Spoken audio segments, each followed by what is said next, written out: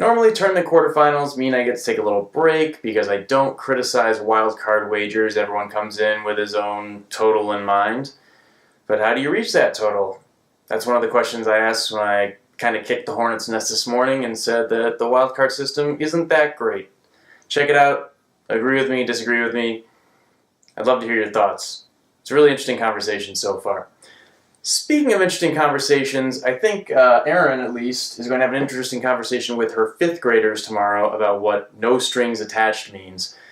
Look, writers, you're writing not just for teachers, but you're also writing for the dozens of kids in their schools who are going to be watching them and cheering them on. So if you start conversations about what sexual topics mean, that's not really a good thing in my opinion. Yes, I know that you can do that during regular games, but there are kids who never ever watch Jeopardy expressly watching Jeopardy tonight, and you know this.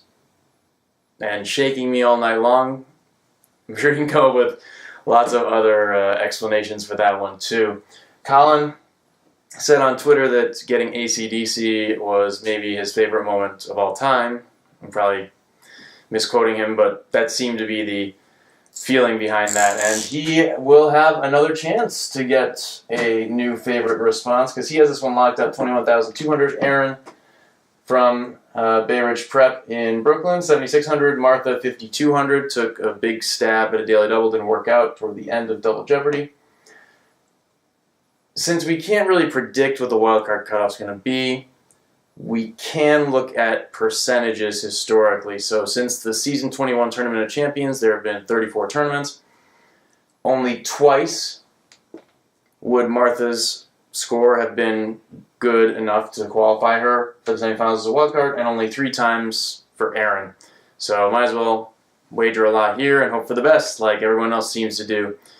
And Martha did pretty much, wagering 4,800. She missed, and Aaron got it right with a 5,000 wager. One thing that is worth pointing out, I don't even know why I took the cap off tonight because I didn't really need it.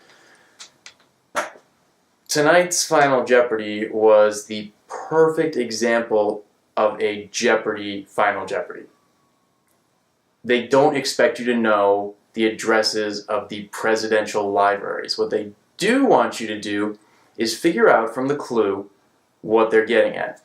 And there's only really one bit of information that can help you with that, and that is the number 40. Why would 40 be an important part of the clue? 44 is Obama, 43 and 41 are the Bushes. 40 would take you back one before George W. Bush to Reagan. I'm guessing that's how Aaron got the answer, and I'm guessing that's not the way that Colin and Martha thought about the clue and just took a stab. But a lot of clues are like that. A lot of clues aren't that obvious about it. And it's good to kind of get in that mindset when you go on the show. Of course, not every clue is going to have a little subtle hint, but a lot of them do, and some of the best clues have that quirk. 3 more teachers tomorrow. We'll see if Erin's 12,600 score will be enough to qualify her for the next round. If there's anything worse than sitting in the green room until the Friday game, it's playing on the Monday game and having a passable score for the wild card because you're waiting all day. We'll see you tomorrow on the Final Wager.